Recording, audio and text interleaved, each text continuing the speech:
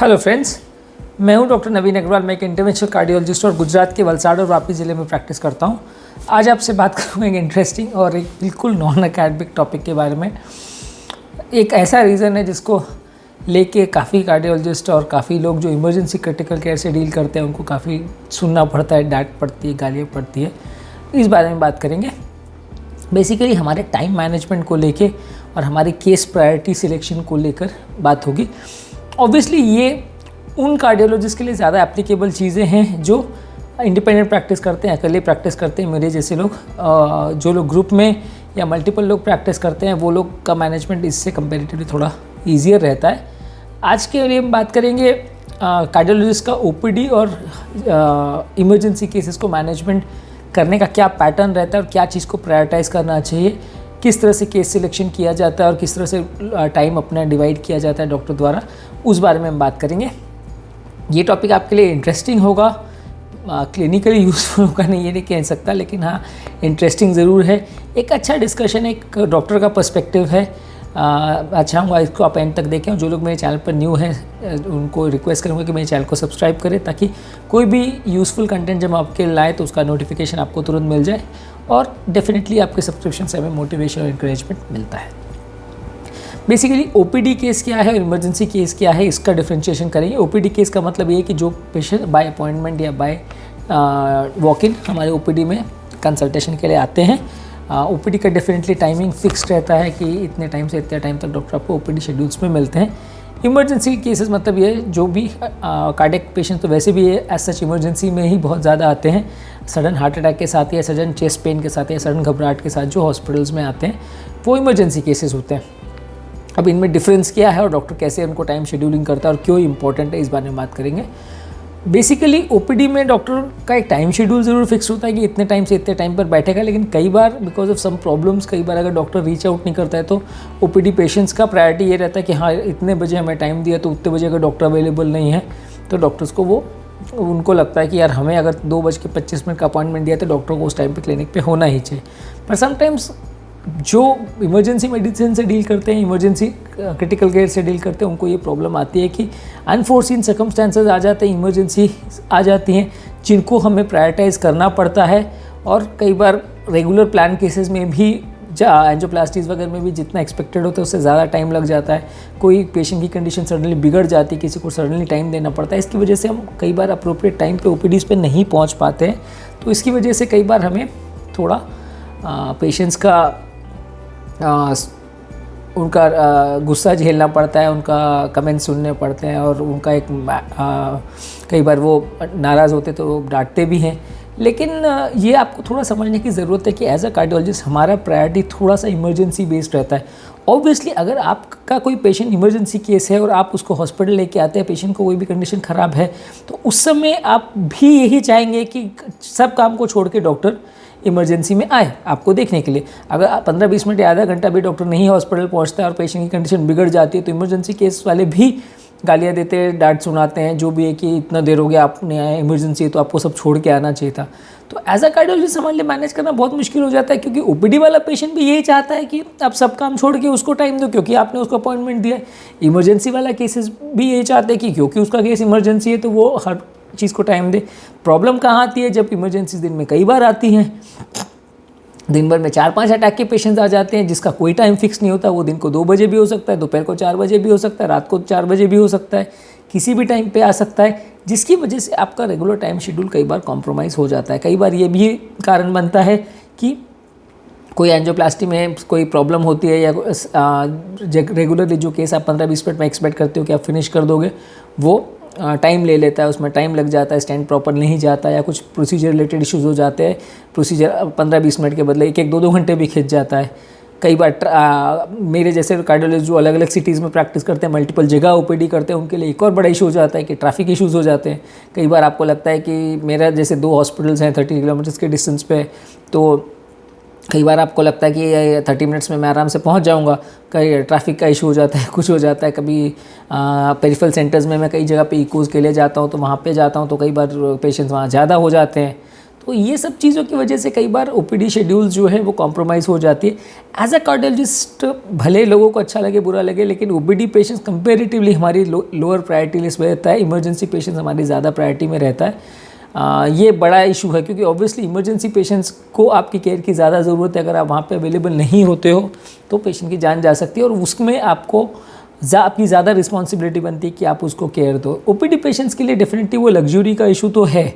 खैर मैं ऐसा नहीं कहूँगा कि एग्जैक्ट टाइम पे अगर डॉक्टर ना पहुँचे, चलो आधा घंटा लेट भी पहुँचे तो पेशेंट्स उसको एक्सेप्ट करें। मैं ऐसा नहीं कहूँगा कि आप 2-4 घंटे आपको बैठना पड़े या बहुत ज़्यादा वेट करना पड़े और पेशेंट को डॉक्टर इन्फॉर्म ना करे कि वो इमरजेंसी में फंस गया या कोई प्रॉब्लम हुआ है। वैसा रिस्पॉन्सिबल बिहेवियर तो मैं नहीं करता हूँ और ना ही मैं एक्सपेक्ट करता हूँ कि लोग करें। लेकिन पेशेंट्स को भी थोड़ा ये चीज़ समझने की ज़रूरत है कि एज अ कार्डियोलॉजिस्ट हमारी प्रायोरिटी थोड़ा बहुत इमरजेंसी पेशेंट्स ही रहते हैं और रेगुलर पेशेंट्स की या ओपीडी में पेशेंट कोई बैठा है उसको कंफर्ट देने में उसको वेट ना करना पड़े, इसके हिसाब से हम उसको चीज़ को प्रायोरिटाइज नहीं कर सकते। क्योंकि अगर कोई प्रोसीजर अगर हम कर रहे हैं या कोई हार्ट अटैक के पेशेंट को डील कर रहे हैं तो उसमें भले कितना भी टाइम लगे लेकिन उसका प्रोसीजर हमें कंप्लीट करके ही आना पड़ता है। हम ऐसा नहीं कर सकते कि ओपीडी का टाइम हो गया तो चलो एंजियोप्लास्टी को बीच में छोड़े और निकल गए।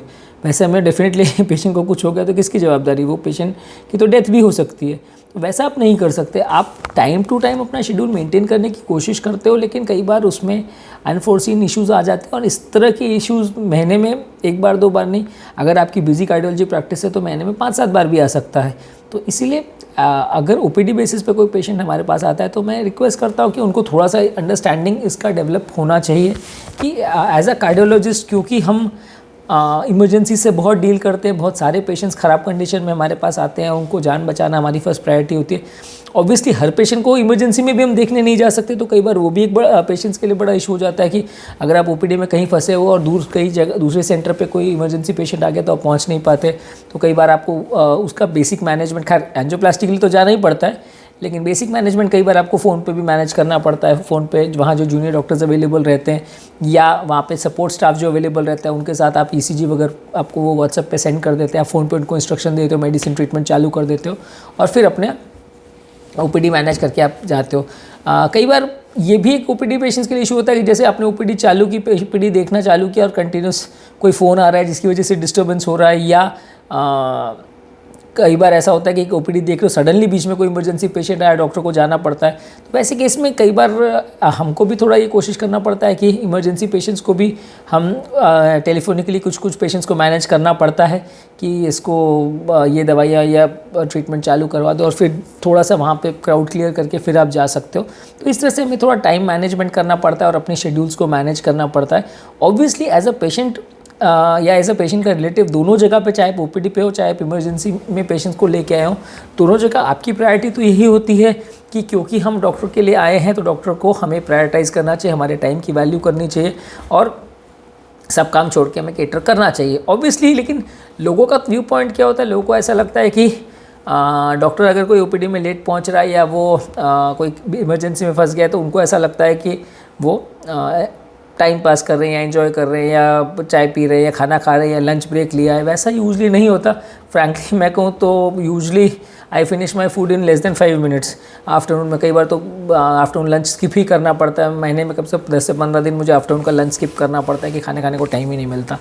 तो ऐसा नहीं है कि डॉक्टर्स अगर ओपीडी में कोई कारण से लेट पहुंच रहे तो उसमें उनका पर्सनल इंटरेस्ट है या वो टाइम वेस्ट कर रहे हैं जानबूझ के ताकि पेशेंट को जब वो चाहेंगे तब जाएंगे। ऐसा यूजली लोग नहीं करते हैं। लोग अपने शेड्यूल्स को मेंटेन करने की कोशिश करते हैं, लेकिन कई बार कुछ अनफोर्सिन केसेस में टाइम ज़्यादा लग जाता है। कोई निकलते में सडनली कहीं से कोई इमरजेंसी पेशेंट आ गया तो आपको उनको भी केटर करके देख के जाना पड़ता है, ऐसा नहीं। या कहीं फ़ोन आ जाता है कि पेशेंट आ रहा है, आप देख के जाना, तो वो भी दिक्कत हो जाती है कि पेशेंट को आने में 15-20 मिनट लग जाता है, आपको वेट करना पड़ता है, आप छोड़ के नहीं भाग सकते। तो वो सब चीज़ों को मैनेज करना थोड़ा सा मुश्किल होता है। इसलिए एज अ डॉक्टर मैं चाहता हूँ कि जो भी मेरे पेशेंट्स हैं या जो पेशेंट्स कार्डियोलॉजिस्ट से डील करते हैं उनको थोड़ा सा ये पर्सपेक्टिव डेवलप होना चाहिए कि जो भी डॉक्टर्स इमरजेंसी मेडिसिन या क्रिटिकल केयर से डील करते हैं उनके लिए इमरजेंसी या क्रिटिकल केयर पेशेंट्स ही सबसे बड़ी प्रायोरिटी रहते हैं, क्योंकि डेफिनेटली उन लोगों की लाइफ बैलेंसमेंट की रहती है और उनको अगर आप टाइम नहीं दोगे या उनका अप्रोप्रिएट केयर नहीं करोगे तो उनके जान जाने का चांस अगले कुछ मिनटों में बहुत बढ़ जाता है।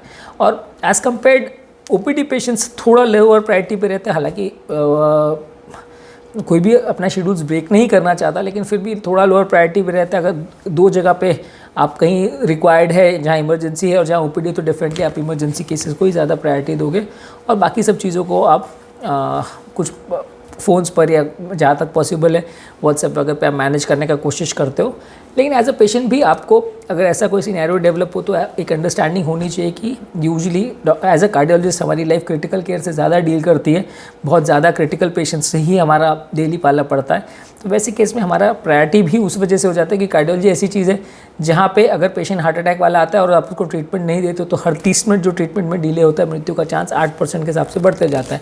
यानी मृत्यु दर बहुत जल्दी बढ़ता है, बहुत रैपिडली बढ़ता है। तो आपको पेशेंट को प्रायोरिटी इमरजेंसी वाले को ही देना पड़ता है, क्योंकि at the end of the day आपने ओपीडी देखा और ओपीडी फिनिश करके आए और उसके बाद पेशेंट को जब पहुँचे और पेशेंट मर गया तो डेफिनेटली आपकी जिम्मेदारी हो जाती है कि आपने उसको प्रायोरिटी देना पड़ेगा, एटलीस्ट उसका ट्रीटमेंट चालू तो हो जाए और जितना जल्दी हो उसका एंजियोप्लास्टी इंटरवेंशन अगर कुछ इमरजेंसी ट्रीटमेंट करना है तो वो भी हो जाए। तो उस हिसाब से आपको थोड़ा टाइम शेड्यूल्स को मैनेज करना पड़ता है कई बार इसमें।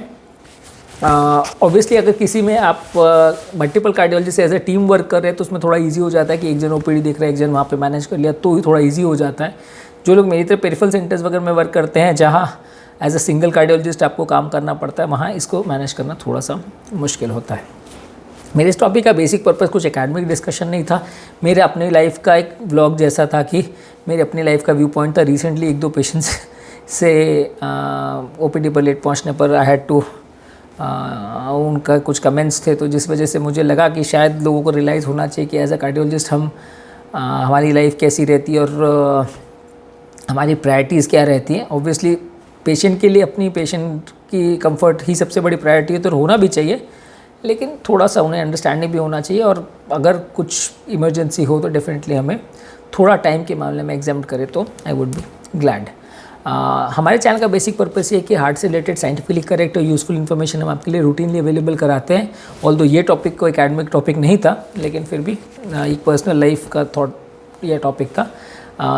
जो लोग हमारे चैनल पे नए, मैं उनसे रिक्वेस्ट करूँगा कि हमारे चैनल को सब्सक्राइब करें ताकि हमें उनसे इंकरेजमेंट और मोटिवेशन मिलता रहे और हम साइंटिफिकली यूज़फुल और करेक्ट इन्फॉर्मेशन आपके लिए अवेलेबल कराते रहें। यदि आपको लगता है कि कोई और टॉपिक्स पर हमें फ्यूचर में वीडियोस बनाने चाहिए तो नीचे डिस्क्रिप्शन बॉक्स में उनके बारे में बताइए ताकि फ्यूचर में उन टॉपिक्स को हम कवर कर सकें। Thank you.